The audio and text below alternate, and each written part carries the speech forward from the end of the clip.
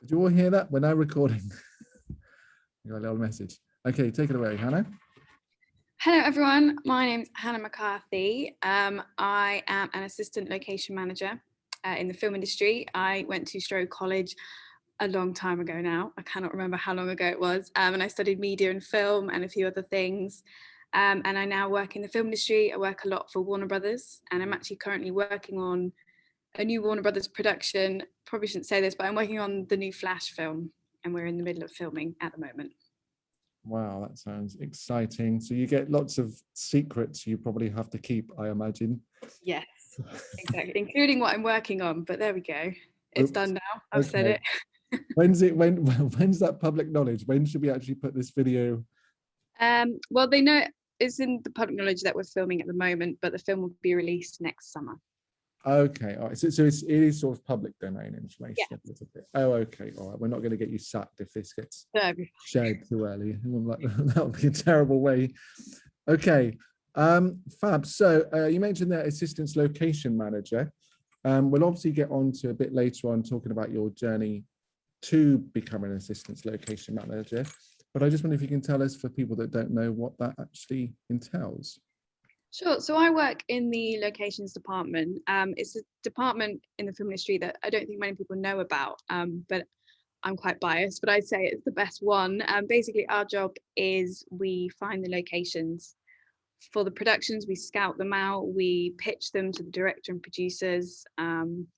They then pick their shortlist and where they want to film, and then we have to set it all up. And my job includes closing roads, hiring in equipment, sort of facilitating. It's almost, if you think about it, like a festival. That's kind of what a film crew is like when they turn up. So we need to put down sort of trackway, we need to build marquees, we need to do all that kind of stuff to facilitate what is the circus that is the film crew when they turn up to film. I see. No, that's a good analogy, actually. I can kind of imagine that, and it probably feels as crazy as one sometimes. Yeah.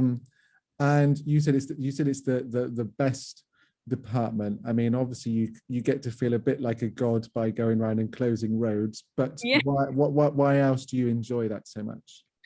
I think we're kind of the department that is the middle ground between the film crew and then the normal world. So it's very easy for a director to go, I want to film in this house and close this road and disrupt this neighborhood for a week. But then we're the people who have to go to the residents, go to the councils and say, okay, we'd like to do this. Can we do that? Is that something that might be possible? Obviously, there's many people that we will close their shops for a week and we have to sort of reimburse them money and things like that. So we're kind of, I like to think we're like the down to earth department. Okay. And then everyone else comes in and goes, we're a film crew, we can do what we want. And it's like, it's not quite like that. So that's nice. You're quite sort of public facing in a way. And I imagine you also get to go to some pretty nice places just for your research. Yeah, we do see places that the public will not see and will never go to. So that's probably the best part of the job. Yeah, lots of traveling. So what might a normal day look like for you? Where you know, I don't know if it would be 9 to 5, but could you just sort of take us through what that would typically look like? Sure. So it all depends where we are. If we're sort of on location and we're setting up ready for the film crew to come in, we do very long hours. A normal day is about 14 hours for us when we're on location. We'll turn up in the morning. We will put everything in place that we need. Sort of, we need power, we need water, we need all that kind of stuff for the crew. And then we basically manage the location, make sure the crew are doing what they've said they were going to do. They will sort of give us a list of intentions. For example, if we're filming in a woods, they might want to decorate a tree or install some kind of set scenery. We need to propose that to the owner, get the permission, and then on the day we manage that to make sure they're doing what they said they were going to do. And then for the shoot day, we're the first people in, the last people out, so you don't have much of a social life. And again we just kind of facilitate and manage the shoot, make sure everything that has been asked of the owners, we are sticking to it. And then also if we're filming in town, on this job we're filming in central London a lot, we're the people who talk to the neighbours and talk to all the residents and businesses and make sure that everyone knows we're coming, knows what we're doing, basically, so we don't annoy anybody. That's our main job, really, make sure everyone's happy. Okay, so you are, and I guess like you say, that kind of brings in lots of related areas. I mean, I imagine there must be kind of legal things that you kind of have to be aware of that with that. You're kind of thinking about kind of managing relationships, but also you're very much on every part of the location of the set. I mean, when I bumped into you again after college, you had your access all areas badge on, and you were kind of sort of roaming around. So I can certainly see how that, it must be quite interesting to kind of have a toe in all of those different areas and still be kind of within that world. And I mean, is it, 14 hours a day in a circus must be quite exhausting. What's the how long would those sort of shoots typically last? And then, how do you make up for that? What's the kind of, how do you manage your work-life balance? Yeah, so it depends on the production. Some films, if it's big budget films for sort of Warner Brothers, they will film a lot in the studio. They build most of their sets and they don't come out on location very often. So we might be on location for sort of 3 days here and there throughout the schedule. A typical feature film films for about 3 to 6 months, depending on lots of things. And then we might be on location for sort of 30 days within those 3 to 6 months. So it's really intense, 14-hour days for sort of a condensed amount of time. And then after that, you're back in the office doing all the paperwork, doing the contracts, and then you can have a bit more of a life. We do a lot of weekend work, working all weekend this weekend. That's to do with restrictions of filming in London, though. Most of it is you're not allowed to film during the week because it's too disruptive to the normal people. So again, locations is great because you're not on set every day, which means that when you have your days where you're back in the office, you can go home at sort of 5 o'clock and come in at 9 like a normal person. Whereas if you're in the camera department or the electrical department, you're on set every day, and that is what you do solidly for 6 months, and you never get away from camera. So again, that's why I think our department's the best department, because we have a bit of downtime. Yeah, it sounds like a nice way to be involved in the industry, but still live a relatively normal life and like kind of stay grounded, but also have that kind of nice balance of things. We know you talked about sort of working for Warner Brothers. Are you freelance within that, and you do jobs for them though? So you aren't kind of fully employed by them, presumably. So everyone who works in film and TV, we're all freelance. Some people are self-employed. Some people are limited company. That's just sort of a tax thing. It means you work for yourself. I am freelance, which means I'm technically a contractor. So I'll go from job to job. I'll sign a new contract. I work for that company. And then technically when that job finishes, I am seen as unemployed. Which has its problems in the real world. But at the minute, the industry is so, I've never seen it this busy. We can't get any crew. So it's a great time to join the film industry because it's so busy. So at the minute, it's been constant work for quite a while now, which we're really lucky.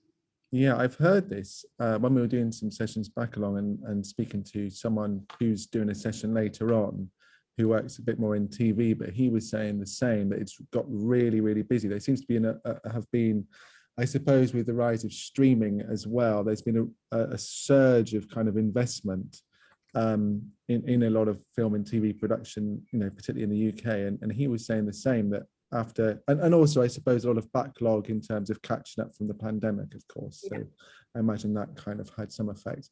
How did that impact upon you? I didn't work for 5 months. I was very fortunate. I was furloughed. I was on another Warner Brothers film, and they furloughed me, which was very fortunate. None of us were expecting that, but the whole industry did shut down for 5 months. Yeah, as I think most of the world did, and then since then it's been back in full swing. Yeah, but presumably if you were between jobs and that happened, then you might have kind of fallen through the gaps a little bit. Would that have been? Yeah. So yeah, absolutely. There's a lot of people who did. Those that were sort of self-employed, working for themselves. I know there were some government schemes for them, but there were a lot of people who did fall through the cracks, and it was it was a pretty hard 5 months. I had quite a lot of friends that ended up sort of handing flats back and moving back with their parents, and thankfully we're all kind of back into it. But the industry did definitely suffer. Yeah. I think that's just something to kind of think about with freelance work. You've got to, if you're going down that route, it's nice to have lots of freedom, but you've got to have those reserves and those kind of backup plans, I think. Not that anyone perhaps could have seen that coming, but you know, I think there's always kind of planning ahead, isn't it? And not kind of spending your paycheck as soon as you get it. Exactly, it's a big part of it. Obviously we get paid very well, which is very fortunate working in the film industry. But then again, you might not work for 3 months, so you've got to be clever with it. You've got to be sensible. Yeah, good. Okay, thank you. So before we kind of get into your journey there, it's quite nice, I think, for students to kind of hear some perhaps name dropping, if you were sort of talking, because I think last time we spoke, I knew you were talking about sort of Fantastic Beasts and BFG and things. What kind of things have you been working on in the interim? So I was on the Batman, the Robert Pattinson job before the pandemic hit. That was last year. Fantastic Beasts 3, still they're making about 6 of them, so that'll keep going. Obviously now I'm working on the Flash at the moment. What else have I been doing? I don't know. Lots of Warner Brothers, but lots of superhero movies. I seem to be stuck in superhero movie land at the minute. Yeah, well, that's a big part of the scene generally, isn't it? And these, you know, I suppose that's, whilst there's sort of perhaps critics of franchises kind of going on for too long, for people in the industry that have worked on one and you kind of know, well, that's okay because I'm probably a safe bet for 2, 3, and 4. That's quite a nice thing to kind of know down the line. Yeah, we worked on the team I normally work with. We did Tenet, which was the Christopher Nolan film. We did that a couple of years ago. They filmed in London I think they only filmed here for about a week, but we were on the job for about 8 months because it was quite a big shoot, closing down roads and stuff. Really? It was nice to get out of the superhero movie and work on something like that. It was really, really interesting, really good job. Yeah, excellent. Okay, so there's some things there that people might recognize. I'm going to perhaps do some Q&As at the end, so people, I kind of might just pique their interest a little bit. Okay, could you take us through your journey from here in Somerset in the sticks to the Big Smoke and your role now? Yeah, so I obviously studied media, film, English and drama, I think, at Strode. I then studied film production at the Arts University of Bournemouth, which I think is now called Bournemouth Film School or something like that. And then, so I was there for 4 years studying. And then it was through someone I was at uni with, they got a job as a runner on BBC Drama, sort of making coffees, emptying bins, that kind of thing. And they got me a couple of days on that. And then it kind of went from there, really. It was just meeting people and just sort of going from job to job, really. And then I ended up on the first Fantastic Beasts film. That was the first Warner Brothers job I did. And then I met the team on that who have now sort of taken me on throughout my career, really. And I've sort of worked my way up the locations department that way. I see. So networking is a really important part, isn't it? I think you've got to have a real, this is what, you know, I hear from lots of people, is that it's really about putting yourself out there, being quite confident, you know, having, you know, building those kind of relationships, because particularly if you're in the freelance work, what gives you the continuity is you did a good job last time and the people liked you and so on. And so they can count on you next time. They need that kind of, that provability, don't they? Yeah, definitely. Okay. Could you, obviously the course may have changed a little bit since then, but I know there's a couple of students that are applying for Bournemouth. Could you talk about sort of, you know, what you got from your, either specific to Bournemouth, but also just sort of university life as well? There'll be lots of people thinking, oh, hold on, I went through 3 years of university but I could just be a runner now, for example. I wonder what you feel like you got out of that. So Bournemouth was amazing, actually. I mean, this was a few years ago, but they teach you about all the different departments on a film crew. So it's not just like, you don't just sit down, watch films, analyze them. It's a very practical degree. So you're making films, you're making commercials with industry standard equipment, which is amazing. They teach you how to use the cameras that we use on the feature films, which is really great. They teach you about the grips department, electrical, camera, editorial, sound, all those departments that you sort of, you see in the credits as they run, and you're like, what's the best boy? And it's things like that you learn what they are, which when you actually get on set, it's like, oh, okay, that's what that is.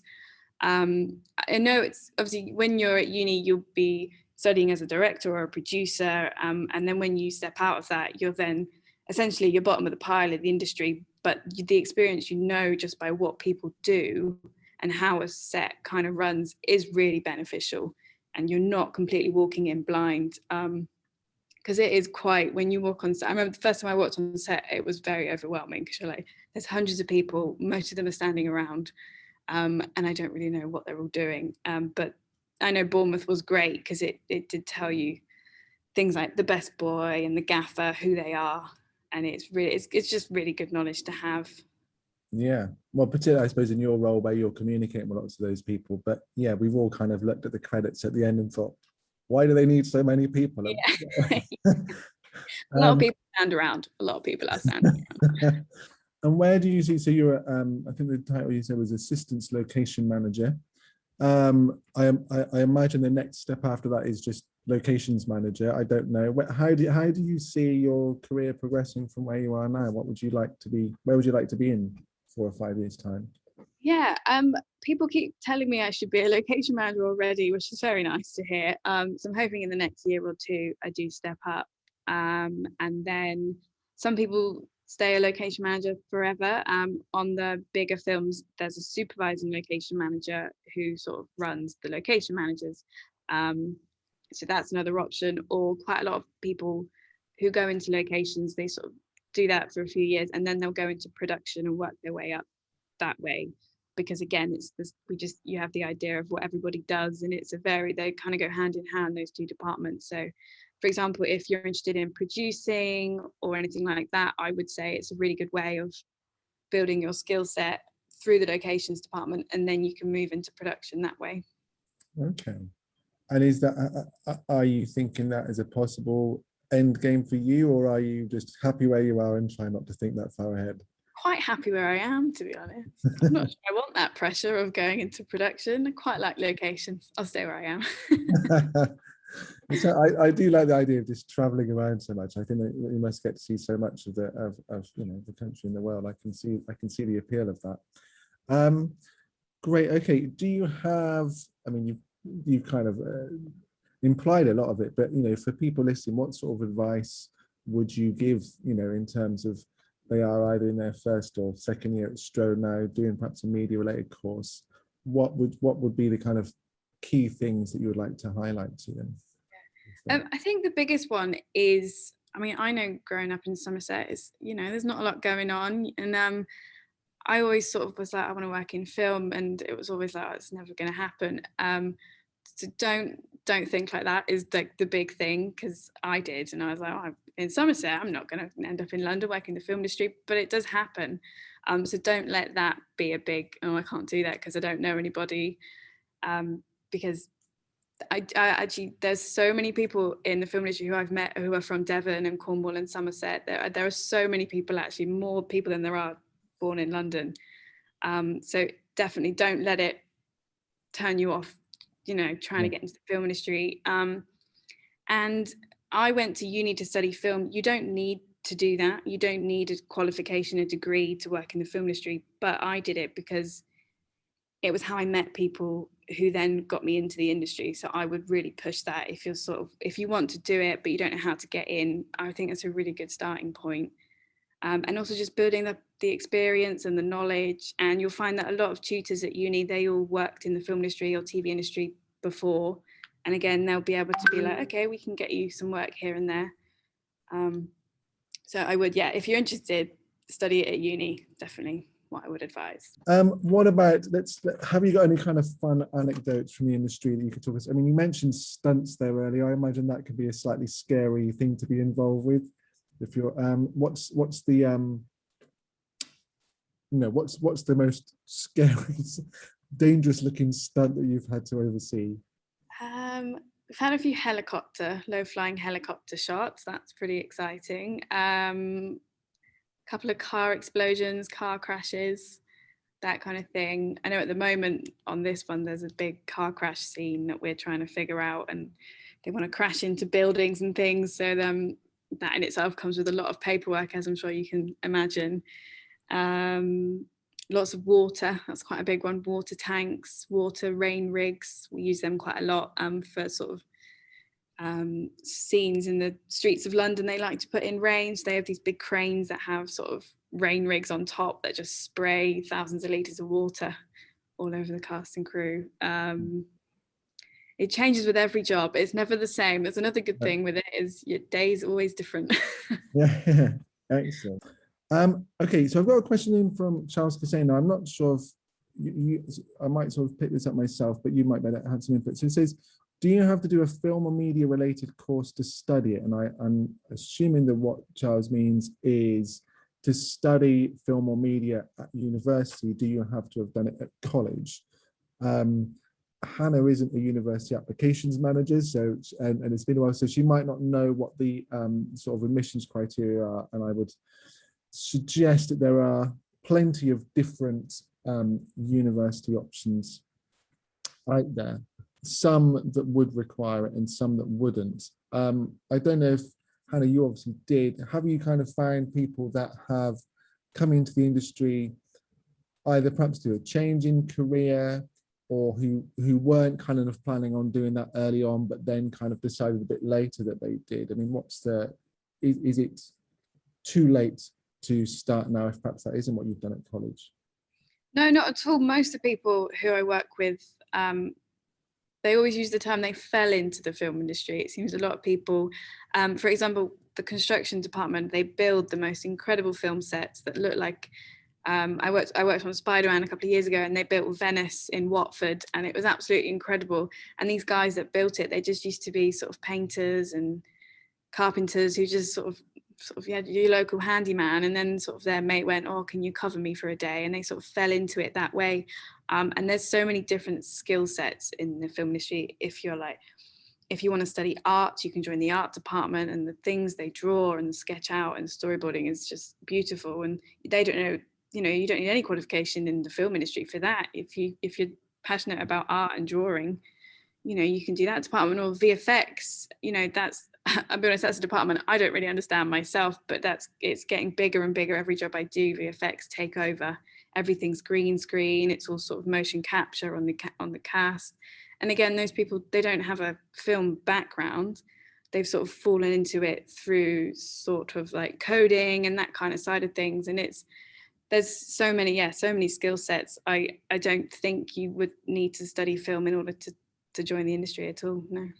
Is sort of the number two, and he deals with booking equipment and sort of booking crew, and I'm sort of the logistical side of it. And then you have a best boy electrician who's essentially the same job, but in the electrician side, so in the lighting department. You have the gaffer, who is the head of department, and then the best boy electrician, who again books the crew, books equipment, does the logistical side of it. So that's what they do. It gives you a real sense of the scale of what you called the circus earlier, because of course students here that are working on projects will feel like they're doing all of those jobs themselves. They're the camera, they've got a little dolly or tripod on wheels, and they're doing all those things. And the idea that you can have 5 or 6 people just in charge of what would seem like quite a minute part of the production really gives you, that sense of how everything is so much larger and so many more people are involved in it. Well, we're filming this coming weekend, and just the crew that will be physically on set is 250 people. And that's not including everyone behind the scenes, building sets, storyboarding, editing.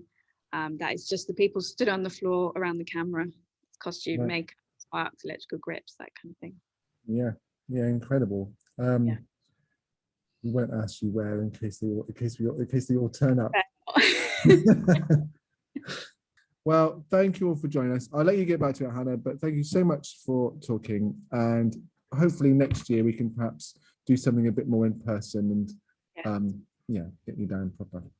Yeah, super. I'll let you get back to it. Thank you very much. Thank you, everyone. Bye. Take care.